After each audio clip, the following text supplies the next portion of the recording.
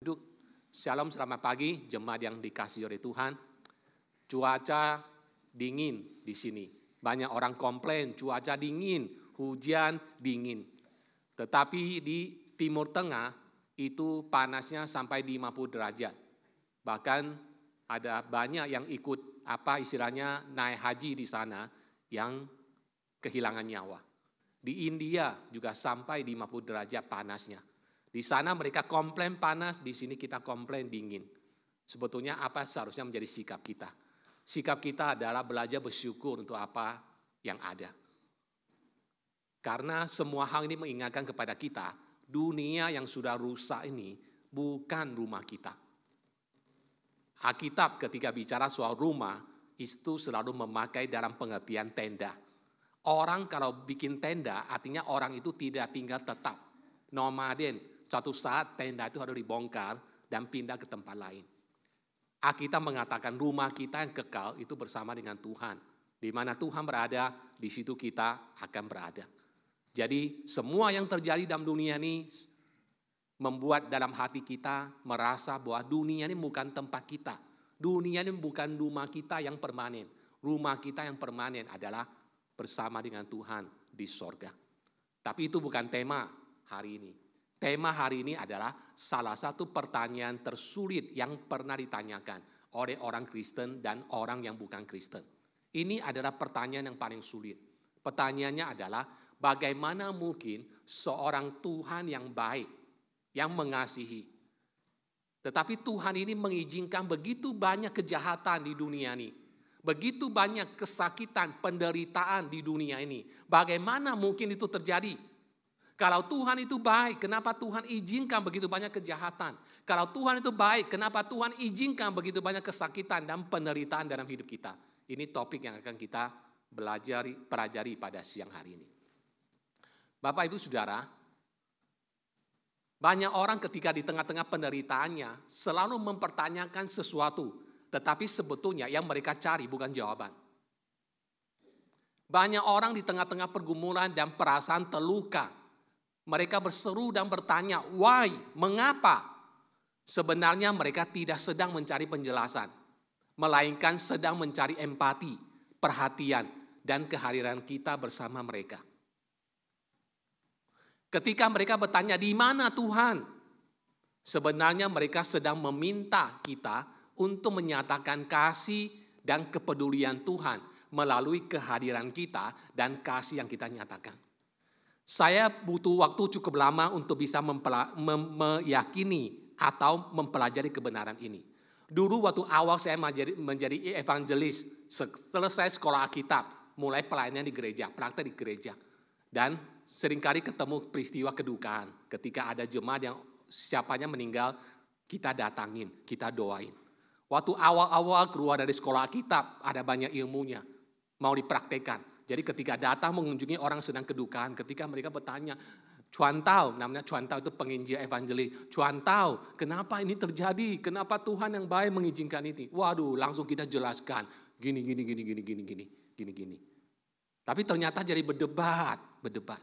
Akhirnya setelah cukup lama melayani, akhirnya saya mengerti satu hal. Ketika orang dalam pergumulan, dalam kedukaan, kehilangan orang yang mereka kasihi. Yang perlu kita lakukan, tidak peduli itu pendeta, itu majelis, itu jemaat. Datang, duduk bersama-sama dengan dia. Pegang pundaknya, pegang tangannya. Enggak usah ngomong. Dia bertanya banyak hal, enggak usah dijawab. Kenapa? Karena di saat itu yang dia butuhkan bukan jawaban, bukan penjelasan. Kita boleh menjelaskan banyak hal kepada mereka, itu enggak masuk di otak mereka, enggak masuk di hati mereka.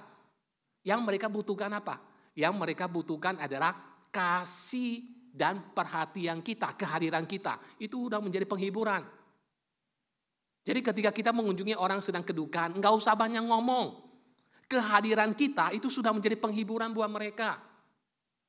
Saya beberapa kali ketemu dulu di Indonesia, di sini enggak. Ketemu di Indonesia, karena namanya kalau satu keluarga, ada anak, orang tua yang di gerejanya beda-beda. Jadi ketika kedukaan, itu yang datang bukan satu gereja. Bahkan mungkin tutup peti gerejanya yang melayani. Malam kembang gerejanya yang melayani. Nanti kremasi atau penguburan gereja lain yang melayani. Itu kita bisa melihat begitu banyak macam orang dengan komentar-komentarnya. Ada pendeta yang datang ketika dia menangis-nangis mengatakan, mengapa kamu menangis? Kita orang beriman, kita harus percaya bahwa apa yang terjadi itu untuk kebaikan kita. Walaupun saat ini kita mengerti, apa yang dikatakan tidak salah, tetapi tidak appropriate waktu itu untuk orang sedang berduka. Ketemu gereja lain lagi, datang-datang udah haleluya. Ini kita tidak boleh nangis, kita harus bersuka cita. Karena orang kita kasih sudah bersama Tuhan di sorga. Ini bukan kebaktian kedukaan, kebaktian sukacita, celebration. Apa yang dikatakan gak salah, tetapi tidak appropriate, tidak cocok, tidak pas waktu itu.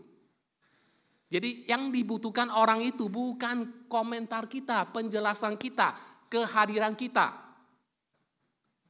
Maka setelah itu saya belajar, setiap kali kalau ada kedukaan saya datang, walaupun mereka nangis-nangis, tanya, Boksu kenapa ini terjadi, Cuantau kenapa ini terjadi, kok Tuhan izinkan. Saya hanya diam, saya hanya pegang tangannya, duduk, diam sama dia. Dia ngomong, dia tanya, dia ngomong, enggak usah banyak dikomentarin, dengarin aja. Sampai ketika dia udah cerita-cerita, udah ngomong-ngomong, dia udah lega. Kehadiran kita itu sudah menjadi berkat. Kehadiran kita sudah menunjukkan kasih Tuhan yang dia pertanyakan itu bagi orang yang sedang kedukaan. Di saat seperti itu, orang tersebut mungkin membombardir kita dengan berbagai pertanyaan yang sulit untuk dijawab. Namun ingatlah bahwa yang mereka butuhkan bukan penjelasan, tapi kasih dan kehadiran kita. Waktu mereka bertanya tentang pertanyaan-pertanyaan yang banyak, jangan langsung buka Alkitab, tunjukin ke dia, ini firman Tuhan bilang begini. Enggak ada gunanya. Dan itu enggak perlu. Enggak perlu, karena waktu itu kita mau ngomong apapun, itu enggak masuk. Karena apa yang terjadi ketika orang mengalami kedukaan? Ketika orang sedang mengalami kedukaan, dia mengalami 5 fase. Fase pertama adalah denial, dia menyangkal. Nggak mungkin ini terjadi. Nggak mungkin orang yang saya kasih ini sekarang udah mati, udah jadi mayat. Nggak mungkin saya yang begitu sehat nggak pernah masuk rumah sakit, sekarang divonis kanker. Nggak mungkin. Denial. Setelah itu mulai fase kedua, anger, marah. Dia mulai marah sama Tuhan, dia mulai marah dengan dirinya, dia mulai marah dengan orang-orang sekelilingnya. Ketiga, mulai bargaining sama Tuhan, mulai tawar-menawar. Tuhan, kalau Tuhan angkat sakitku ini Tuhan, aku akan setia melayani Tuhan. Aku tidak mau bolos ke gereja, aku mau setia ke gereja. Aku mau pakai sisa hidupku untuk melayani Tuhan. Mulai bargaining, mulai tawar-menawar sama Tuhan. Setelah itu mulai masuk fase keempat, yaitu depression, mulai depresi. Mulai betul-betul merasakan bahwa memang apa yang terjadi ini bukan mimpi, tapi kenyataan. Maka mulai fase terakhir yaitu apa? Acceptance, mulai terima. Ini realita yang sudah terjadi. Orang yang saya kasih ini memang sekarang sudah tidak ada. Dia sudah bersama Tuhan di sorga. Hari ini saya memang sudah divonis. Saya sudah ketemu dokter satu, udah second opinion, udah ke tempat lagi, udah ke Penang, udah ke Singapura, udah ke mana, semua memang saya divonis kanker. Dan inilah jadwal kemoterapi yang harus saya jalani. Radiasi yang harus saya jalani. Mulai acceptance apa yang terjadi. Jadi pertama, denial. Dia mulai menjangkali banyak hal. Di saat itu ketika kita mau ngomong apapun, enggak masuk di otaknya. Enggak usah ngomong banyak. Hadir bersama dia, temanin dia. Itu sudah menjadi penghiburan buat dia. Sekarang kita lihat poinnya, yaitu the problem of evil. Mengapa ada banyak kejahatan di dunia ini? Ada 3 ajaran dalam Alkitab yang kelihatannya itu tidak matching satu sama lain. Pertama, Alkitab mengatakan God is good, Tuhan itu baik. Yang berarti Tuhan sepenuhnya murni, membenci kejahatan dan akan menghukum semua hal yang memberontak kepadanya. Kedua, Alkitab mengajarkan God is great, Tuhan itu berkuasa. Yang berarti Allah Maha Kuasa dan sanggup menghadapi apapun tantangan baginya. Ketiga, evil is real. Kejahatan itu nyata, kejahatan itu ada. Dalam realitanya ada hal-hal tertentu yang merupakan pemberontakan dan tantangan bagi Tuhan, yaitu adanya kejahatan. Ini 3 kebenaran yang kita temukan di dalam Alkitab dan dalam kehidupan kita. Ini adalah masalah. Karena apabila Ia adalah Tuhan, Ia pasti tahu tentang kejahatan itu. Dan apabila Tuhan sungguh-sungguh baik, maka Ia pasti akan menghukum kejahatan dan melakukan sesuatu terhadap kejahatan. Ini logikanya. Kalau Tuhan sungguh-sungguh baik, maka Tuhan pasti melakukan sesuatu terhadap kejahatan. Bahkan Dia mungkin menghilangkan kejahatan atau mencegah kejahatan itu terjadi. Tapi kenapa tidak? Dan apabila Tuhan sungguh-sungguh besar maha kuasa, maka Ia pasti akan melaksanakan apa yang dituntut oleh kebaikannya, yaitu menghancurkan kejahatan. Bagaimana Tuhan yang maha kuasa tidak sanggup mengatasi, menghancurkan kejahatan dalam hidup kita? Kita melihat masalahnya di sini. Sebagai orang Kristen, kita percaya bahwa Allah itu baik dan maha kuasa. Namun pada saat yang sama, kejahatan juga tetap ada. Bagaimana kita memahami hal ini? Bagaimana kita berusaha untuk bisa mensinkronkan pertentangan-pertentangan ini? Saudara, ada beberapa filsuf, ada beberapa teolog atau pemimpin-pemimpin agama di dunia yang berusaha untuk mensinkronkan apa yang dikatakan tadi. Poin-poin tadi, Tuhan itu baik. Oke. Poin kedua, Tuhan itu maha kuasa. Poin ketiga, kejahatan, malapetaka, bencana adalah realita dalam hidup ini. Bagaimana mensinkronkan semua ini? Maka muncul solusi pertama, deny God existence. Semua kejahatan di dunia ini adalah bukti bahwa Tuhan nggak ada. Kalau Tuhan ada, nggak mungkin ada kejahatan. Itu deny God existence. Apabila Tuhan itu baik dan maha kuasa, maka Ia pasti menghancurkan kejahatan. Tapi karena kejahatan tetap ada, berarti Tuhan tidak ada.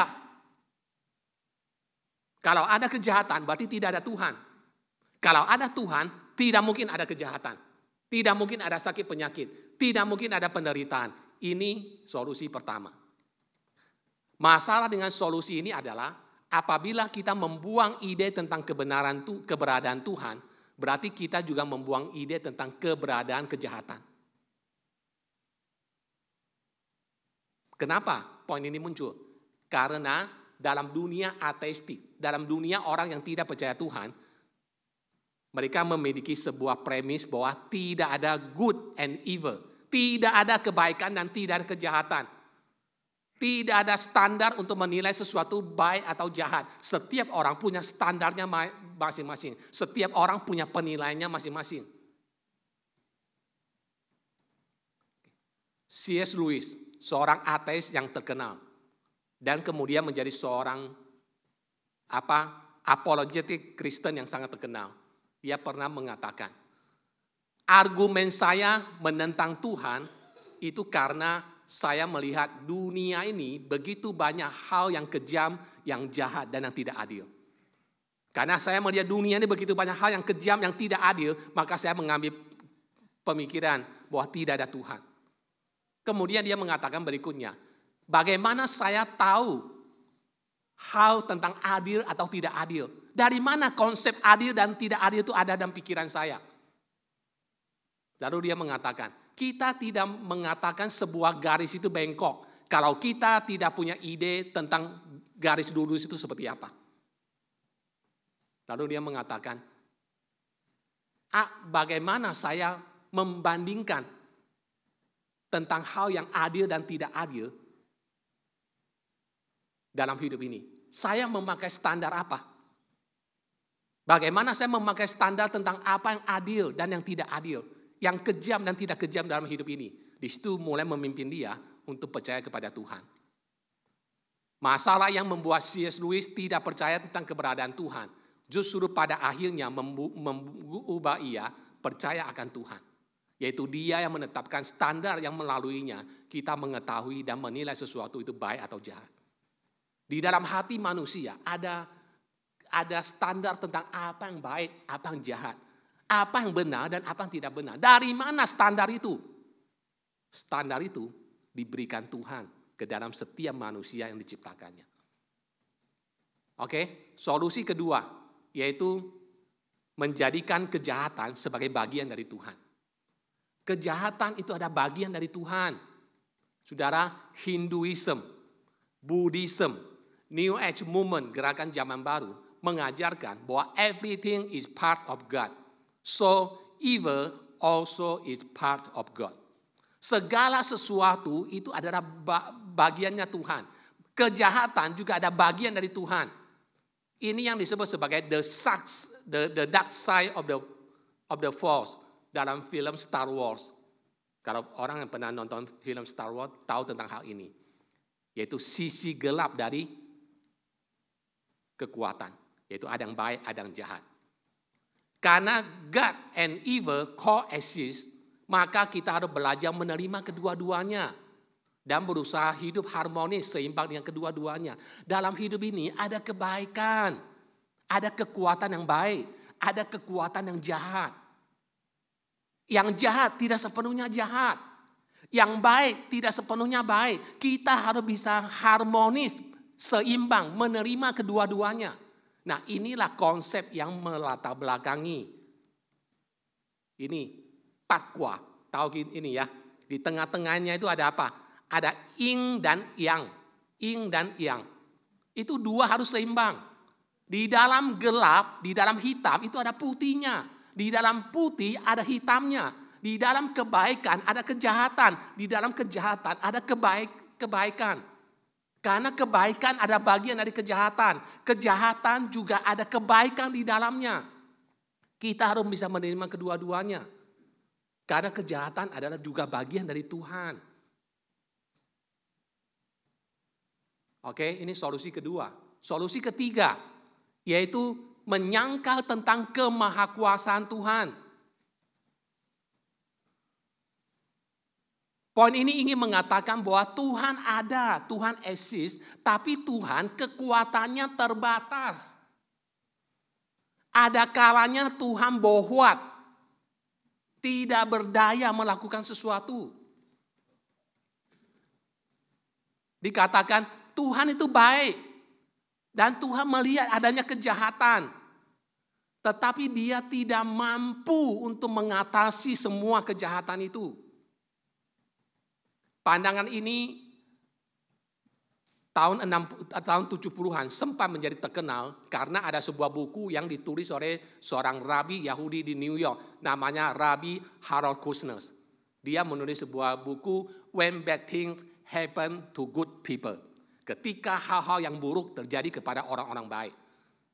Mungkin Bapak Ibu Google atau di Amazon masih ada buku ini. Ini buku cukup bagus dibaca. Tapi sekali lagi buku ini bukan buku yang alkitabiah. Jadi kalau untuk pengetahuan sih boleh. Ya, kalau hanya untuk tahu sih boleh. Salah satu pasal dalam bukunya berjudul God can't do everything. But he can do some important things. Tuhan tidak bisa melakukan segala hal. Dia bisa melakukan banyak hal-hal yang penting. Tapi Tuhan tidak bisa melakukan banyak hal. Ada hal tertentu di mana Tuhan bohwat. Ada beberapa persoalan dengan pandangan ini. Pandangan ini menyangkali apa yang kita bahas dalam pelajaran pertama. Tentang Tuhan yang Maha Kuasa yang telah menjadikan langit dan bumi.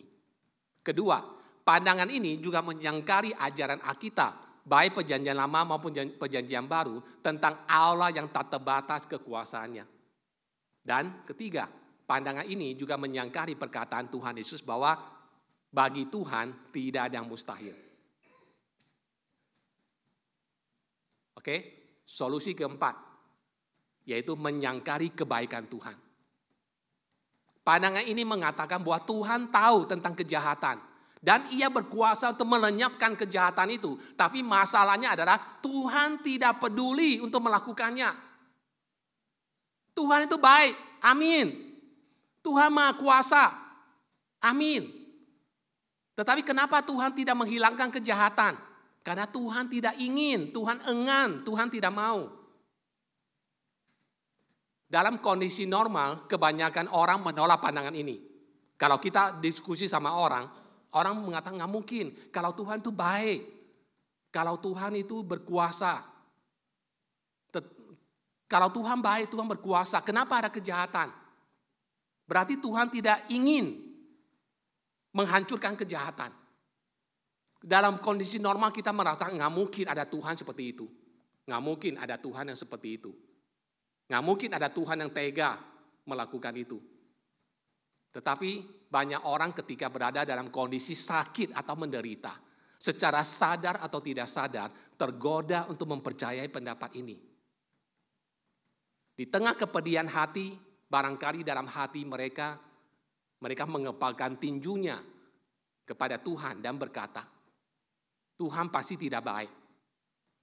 Tuhan pasti tidak care, tidak peduli dengan saya.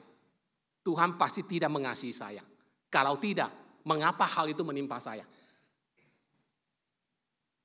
Kalau Tuhan itu memang baik, kalau Tuhan memang care, kalau Tuhan memang mengasihi saya, kenapa hal-hal ini terjadi dalam kehidupan saya? Kita mulai mempertanyakan kebaikan Tuhan. Dalam masa-masa sulit, mudah bagi kita untuk melupakan kebaikan-kebaikan Tuhan pada kita. Sama seperti di tengah-tengah kekeringan. Kita lupa pada hujan dengan air yang melimpah yang selalu kita nikmati. Atau sebuah vonis buruk tentang kesehatan kita. Setelah bertahun-tahun kita menikmati kesehatan yang baik. Banyak orang mengabaikan Tuhan dan hidup bertahun-tahun seolah-olah Tuhan itu tidak ada. Dan ketika mereka mengalami tragedi dalam kehidupannya, mereka mulai marah dan mulai menyalahkan Tuhan yang telah mereka abaikan selama bertahun-tahun. Seolah-olah Tuhan berhutang kepada mereka. Banyak orang-orang seperti ini termasuk orang Kristen. Tinggalkan Tuhan sepanjang hidupnya. Tidak peduli dengan Tuhan, tidak ke gereja, tidak lagi membaca firman Tuhan, tidak lagi berdoa. Merasa dirinya hebat, uangnya banyak, usahanya sukses, kesehatannya baik. Tetapi ketika terjadi masalah tragedi dalam hidupnya, ketika divonis sakit, mulai marah kepada Tuhan. Mulai komplain kepada Tuhan. Tuhan yang mereka abaikan sepanjang hidupnya. Ini namanya boceng li. Dalam hidup ini ada banyak peristiwa-peristiwa yang buruk terjadi. Betul, itu fakta, itu realita. Tapi jangan lupa, di dalam hidup ini juga ada banyak kebaikan-kebaikan yang terjadi dalam kehidupan kita. Oke, Bapak Ibu Saudara, dari semua solusi-solusi yang ditampilkan tadi, itu semua solusi bukan berdasarkan firman Tuhan. Jadi solusi dari firman Tuhan itu apa? Pertama, kita harus sadari dulu bahwa kita hidup di dalam sebuah tension. Ada sebuah ketegangan. Kita tidak bisa memberikan jawaban sepenuhnya kepada orang yang sedang menderita. Kita harus hidup di dalam sebuah tension dan menerima realita bahwa ada Tuhan. Kita percaya ada Tuhan. Tuhan itu baik. Tuhan itu maha kuasa. Tetapi Tuhan ini juga mengizinkan kejahatan ada di dalam dunia ini untuk alasan tertentu dan juga untuk tujuan-tujuan tertentu yang hanya Tuhan yang tahu. Ini sebuah kebenaran harus kita pegang teguh. Kita percaya ada Tuhan. Tuhan yang kita percaya itu Tuhan yang baik. Tuhan yang maha kuasa. Tapi Tuhan yang baik dan maha kuasa ini mengizinkan peristiwa-peristiwa buruk kadang terjadi dalam kehidupan kita untuk alasan-alasan dan untuk tujuan-tujuan tertentu yang hanya Tuhan yang tahu. Suka atau tidak suka, itu prinsip firman Tuhan. Kita harus berani mengakui bahwa kita tidak punya solusi yang sederhana terhadap pertanyaan ini yang dapat memuaskan semua orang. Ketika orang bertanya, mengapa ini terjadi, mengapa? Percayalah, sehebat apapun kita tidak bisa memberikan jawaban yang akan memuaskan semua orang. Realitanya tidak ada sesuatu yang dapat kita katakan yang akan membuat mereka yang sedang mengalami kejahatan dan penderitaan dalam hidup mereka.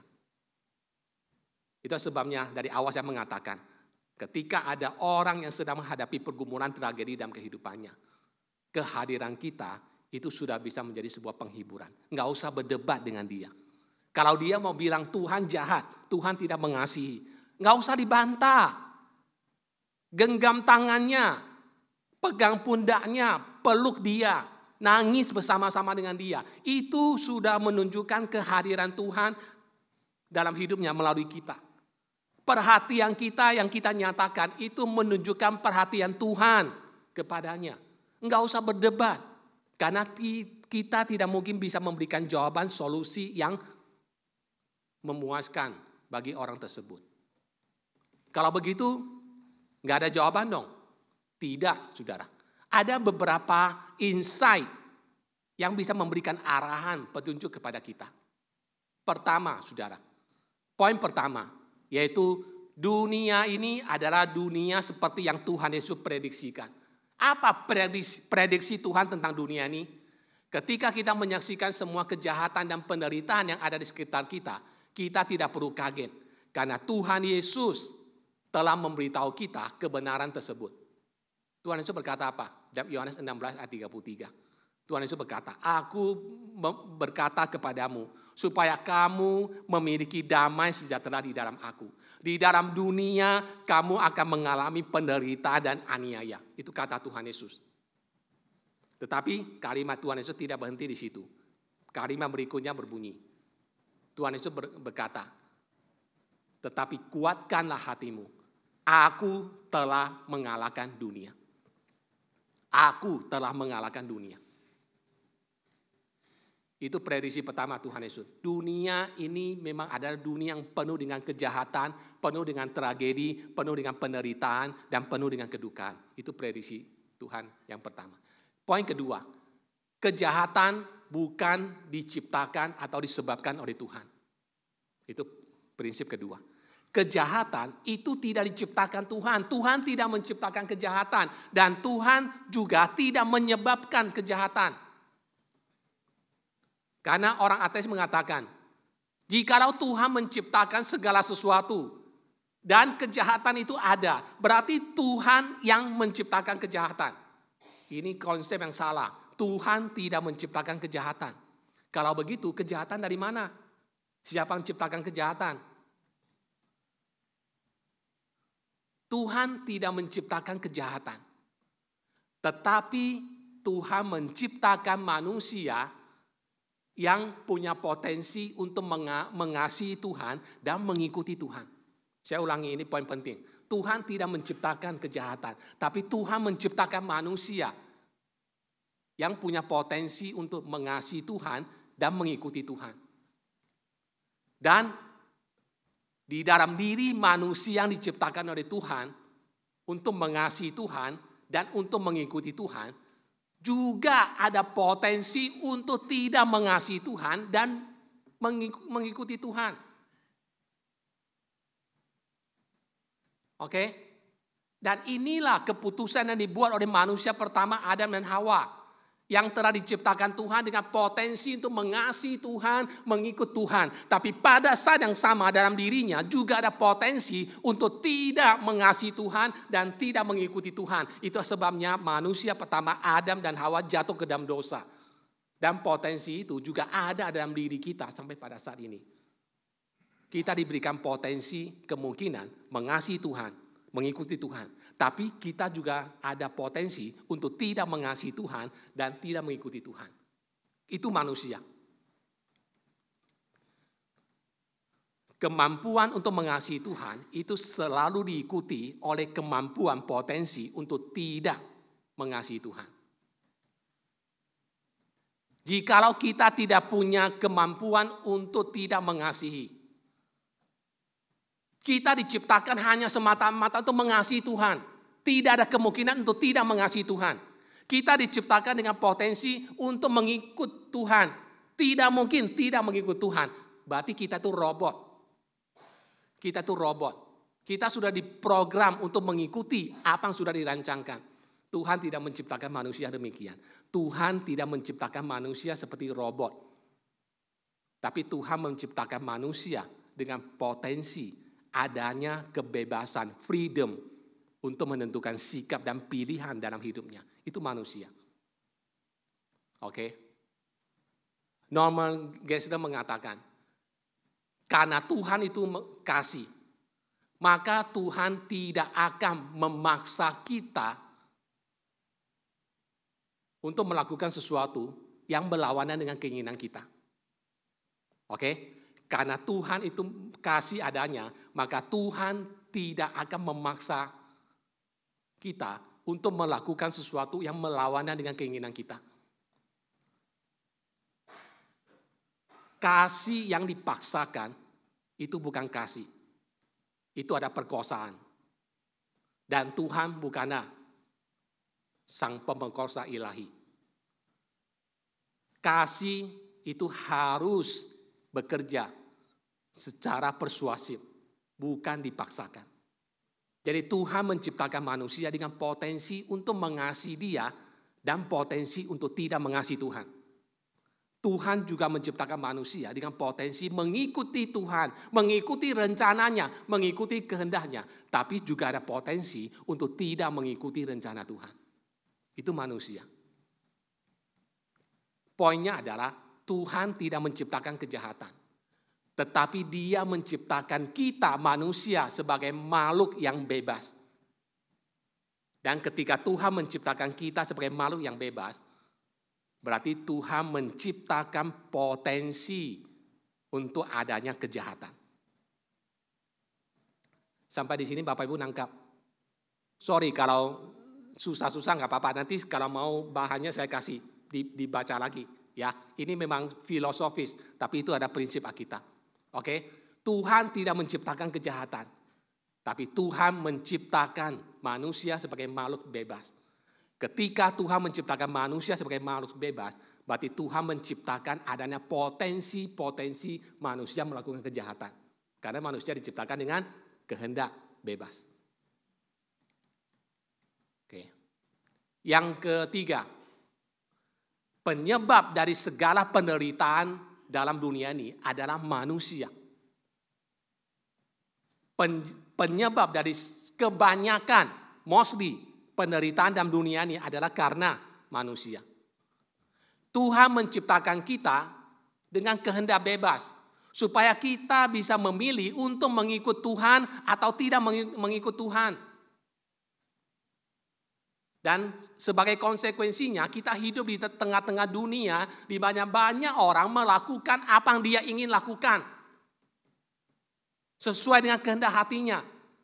Dan sebagai akibatnya kita melihat ada begitu banyak dosa, ada begitu banyak abuse, dan ada begitu banyak kerusakan-kerusakan yang terjadi.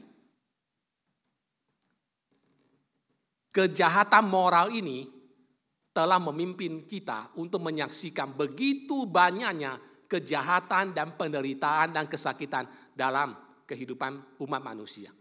90% semua penderitaan yang terjadi dalam dunia ini itu disebabkan oleh ulah manusia. Peperangan yang sudah menghancurkan berapa juta penduduk dunia itu ulah manusia. Kedua, genocide yaitu penghapusan, dibasmi etnis tertentu. Human trafficking, pembunuhan-pembunuhan, penganiayaan-penganiayaan, diskriminasi rasial, domestik atau kekerasan dalam rumah tangga, sexual abuse, pemerkosaan, itu semua ada kejahatan-kejahatan yang dilakukan oleh manusia. Poin keempat, kita hidup di dalam dunia yang sudah jatuh dalam dosa. Sejak Adam dan Hawa jatuh ke dalam dosa, akibat dari dosa itu bukan hanya dialami mereka, tapi juga keturunan mereka dan seluruh umat manusia. Roma 8 ayat 19-21. Sebab dengan sangat rindu seluruh makhluk menantikan saat anak-anak Allah dinyatakan. Karena seluruh makhluk telah ditaklukkan kepada kesia-siaan. Bukan oleh kehendaknya sendiri, tapi oleh kehendak Dia.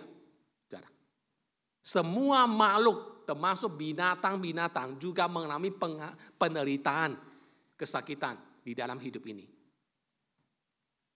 Dalam dunia ini kehancuran dan kematian mendatangi kita melalui banyak sumber. Tornado, gempa bumi, tsunami, banjir, kebakaran, dan banyak bencana alam lainnya. Yang kalau kita beli asuransi itu disebut sebagai Edge of God.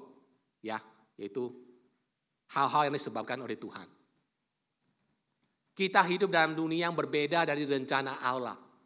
Dalam hidup ini hal-hal yang salah dapat terjadi dan melukai orang yang benar maupun tidak benar. Ada banyak yang tidak fair dalam hidup ini. Itu realita. Karena kita hidup dalam dunia yang sudah jatuh dalam dosa. Poin kelima, Tuhan pada akhirnya akan menghakimi kejahatan. Tuhan pada akhirnya akan mengadili kejahatan. Keluaran 34 ayat 6-7. Tuhan Allah penyayang dan pengasih, panjang sabar, berlimpah kasih setianya, dan yang meneguhkan kasih setianya kepada beribu-ribu orang, yang mengampuni kesalahan, pelanggaran dan dosa.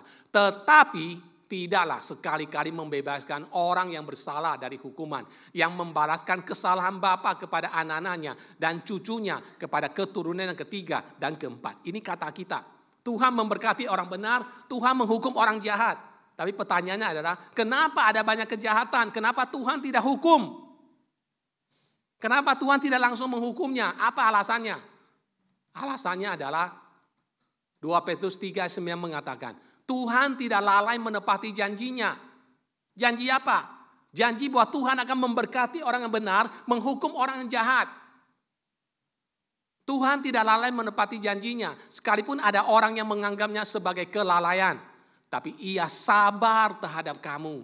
Karena ia menghendaki supaya jangan ada yang binasa. Melainkan supaya semua orang berbalik dan bertobat. Tuhan tidak segera menghukum kejahatan. Karena Tuhan memberi kesempatan kepada manusia yang jahat, yang berdosa itu untuk bertobat. Untuk kembali kepada Tuhan. Karena kesabaran, karena kasih Tuhanlah, maka Tuhan tidak segera menghukum kejahatan. Jadi kalau kita berbuat jahat, kita merasa, oh kok Tuhan diam ya? Kok Tuhan tidak melakukan apa-apa ya? Hati-hati saudara. Ketika Tuhan tidak menghukum kita, kita berbuat jahat. Bukan karena Tuhan tidak menjalankan penghakiman keadilannya. Tetapi karena Tuhan begitu mengasihi kita. Dia masih bersabar terhadap kita. Dia mau kita bertobat dari perbuatan-perbuatan kita. Pada akhirnya Tuhan akan menghukum kejahatan. Poin ke-6, terakhir. Tuhan juga menderita. Tuhan juga menderita. Allah juga pernah menderita ketika ia berinkarnasi menjadi manusia dalam diri Yesus Kristus. Filipi 2:6-8 mengatakan, yang walaupun dalam rupa Allah, tidak menganggap kesetaraan dengan Allah itu sebagai milik yang harus dipertahankan, melainkan telah mengosongkan dirinya, mengambil rupa seorang hamba, menjadi sama dengan manusia, dan dalam keadaan sebagai manusia, ia telah merendahkan dirinya, taat sampai mati, maka sampai mati di atas kayu salib. Tuhan Yesus sudah mengalami segala macam penderitaan, bahkan penderitaan yang 99% manusia di dunia belum pernah alami, cuma Yesus yang alami. Kematian di atas kayu salib. Ketika berbicara tentang penderitaan manusia, Tuhan Yesus mengerti. Ia tahu persis apa yang kita alami. Itu sebabnya Alkitab berkata, Ibrani 2:18. Sebab oleh karena ia sendiri telah menderita karena pencobaan, maka ia dapat menolong mereka yang dicobai. Ibrani 4:15. Sebab imam besar yang kita punya bukan imam besar yang tidak dapat turun merasakan kelemahan-kelemahan kita. Sebaliknya, sama dengan kita, ia telah dicobai, hanya tidak berbuat dosa. Terakhir. Tuhan bisa membawa kebaikan dari segala hal yang buruk yang terjadi dalam kehidupan kita. Tadi kita sudah baca Roma pasal 8 ayat 28. Kita tahu sekarang bahwa Allah turut bekerja dalam segala sesuatu untuk mendatangkan kebaikan bagi mereka yang mengasihi Dia, yaitu bagi mereka yang terpanggil sesuai dengan rencana Allah. Ayat ini adalah ayat yang paling menguatkan di dalam Alkitab, tapi juga ayat yang seringkali disalahgunakan. Hal yang pertama, ayat ini tidak mengatakan bahwa segala sesuatu yang terjadi itu baik. Ayat ini tidak mengatakan bahwa segala sesuatu yang terjadi dalam kehidupan kita baik. Ada hal-hal yang tidak baik terjadi dalam kehidupan kita.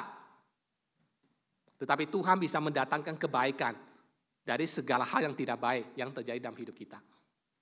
Kedua, ayat ini tidak memberi janji Tuhan kepada kita Bahwa kita akan segera mengetahui alasan di balik segala hal yang kita alami. Ada orang tertentu, orang Kristen yang bahkan sampai matinya pun dia tidak mengerti apa yang terjadi dalam kehidupannya. Tuhan tidak selalu memberikan kita jawaban mengapa peristiwa tertentu terjadi dalam kehidupan kita. Ada kalanya Tuhan memberikan jawaban setelah sekian tahun baru kita ngerti, oh ternyata Tuhan izinkan saya terjadi waktu itu begini-begini untuk tujuan ini. Oh saya ngerti sekarang. Tetapi ada juga pertanyaan kita tentang hal-hal tertentu yang terjadi dalam kehidupan kita. Sampai kita mati, kita belum mendapatkan jawabannya.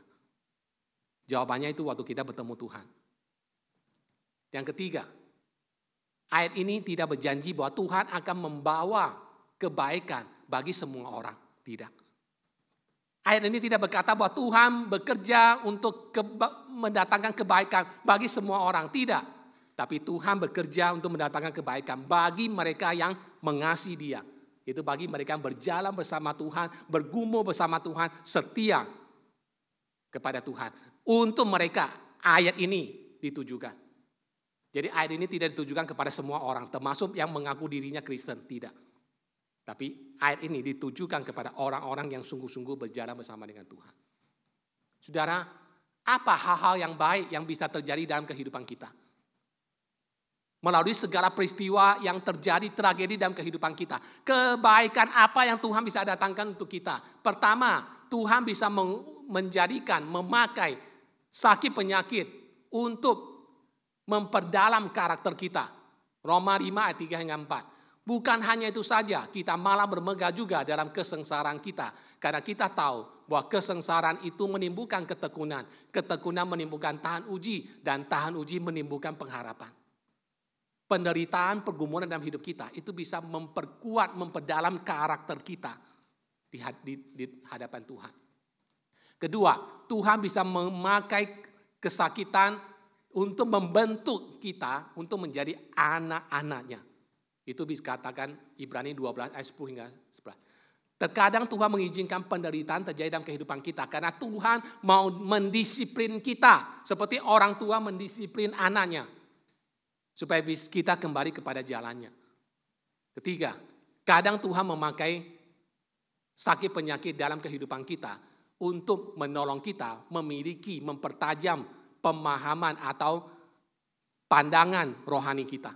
Supaya kita menyadari bahwa hidup kita bukan hanya sekedar di dunia ini. Tetapi kita diciptakan untuk kekekalan. Untuk hidup bersama dengan Tuhan.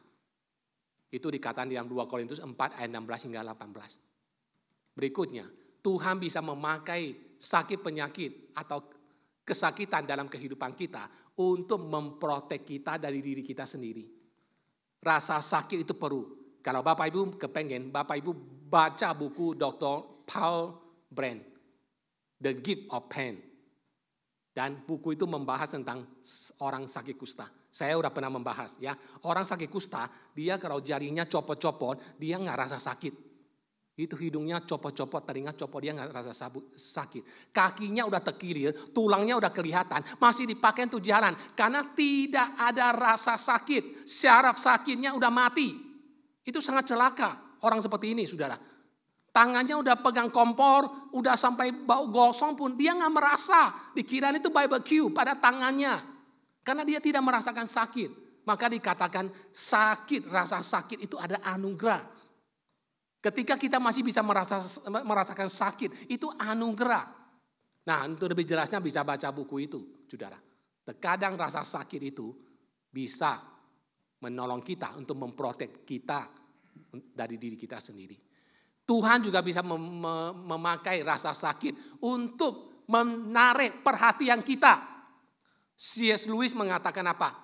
Tuhan berbisik kepada kita di tengah-tengah kesenangan yang kita alami. Tuhan berbisik di telinga kita. Kita nggak kedengaran karena kita lagi joget-joget pesta. Nggak kedengaran suara Tuhan berbisik kepada kita. Tuhan berbicara kepada kita melalui suara hati nurani kita. Tapi seringkali kita bisa mengabaikan suara Tuhan melalui hati nurani kita. Maka terkadang Tuhan itu berteriak kepada kita melalui tragedi dalam hidup kita. Supaya apa? Kita pay attention. Itu menurut C.S. Lewis. He can use pain to lead us to himself. Kita tahu sekarang, Roma 8:28. Kiranya apa yang saya sampaikan ini bisa menjadi berkat untuk Bapak Ibu sekaliannya.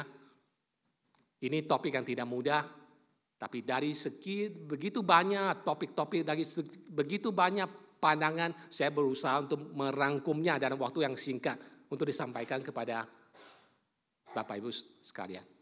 Mari kita berdoa. Tuhan Bapa di surga, kami menyadari Tuhan pertanyaan tentang mengapa Tuhan yang baik, yang maha kuasa, mengizinkan berbagai macam kejahatan, tragedi, kesakitan, dan penderitaan dalam hidup ini. Tetapi kami belajar satu hal dari prinsip firman Tuhan, bahwa Tuhan mengizinkan semuanya itu terjadi karena alasan tertentu dan karena tujuan tertentu dari Tuhan, yang akan Tuhan nyatakan semuanya itu indah pada waktunya. Sekalipun kami tidak bisa memahami sepenuhnya kebenaran-kebenaran ini. Bahkan ketika kami mengalami semua tragedi itu, sulit bagi kami untuk bisa memahaminya, bahkan menerimanya. Tapi kami berdoa kiranya Roh Kudus yang boleh memberikan kami pengertian-pengertian rohani. Supaya pada akhirnya, sekalipun tidak mudah untuk kami terima, tapi kami belajar untuk bisa menyadari bahwa Tuhan bekerja dalam segala sesuatu untuk kebaikan kami. Ketika sebagai orang-orang Kristen sesama saudara seiman, ketika kami dipanggil untuk bisa menyatakan perhatian kepada orang-orang yang sedang menderita, ajar kami Tuhan untuk boleh menyatakan perhatian kami melalui kehadiran kami terhadap mereka yang sedang menghadapi pergumulan. Ajar kami untuk tidak terlibat dalam perdebatan-perdebatan yang tidak perlu Tuhan, tetapi cukup untuk menyatakan kasih dan perhatian kami melalui kehadiran kami di sekeliling orang yang sedang berduka. Terima kasih Bapa. Mohon Roh Kudus yang boleh terus memberikan kami pencerahan untuk kami mengerti kebenaran ini. Di dalam nama Tuhan Yesus kami berdoa. Amin.